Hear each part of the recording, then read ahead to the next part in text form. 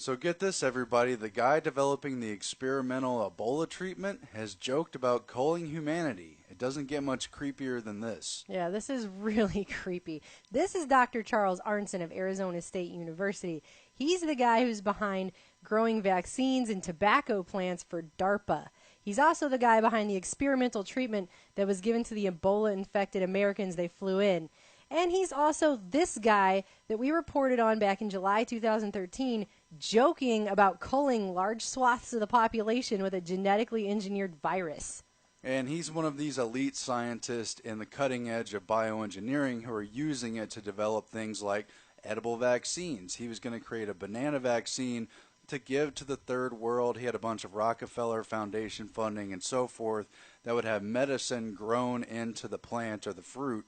And you can use basically any medicine. And speaking of growing things into plants, he's also worked with Dr. Mitch Hein of Epicite. Not sure if you guys remember Epicite, but they were really popular back in the early 2000s because they were growing pharmacorn, genetically engineered corn, with anti-sperm antibodies in it. And of course, he's also worked for DARPA. One of the things he did is work on stockpiling an anthrax vaccine or an anthrax treatment for the military. But his words at this lecture here are just sick. It's incredible what he said. Listen to his response about should we feed the world when there's 8 billion people? And should we concern ourselves with feeding 8+ billion in the first place, or should we allow natural forces of carrying capacity to affect to let disease, war, and pestilence wipe people out?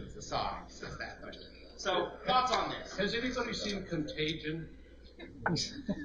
That's the answer. Go out and use genetic engineering to create a better virus. 25% of the world population is supposed to go in contagion. Science doesn't tell us through the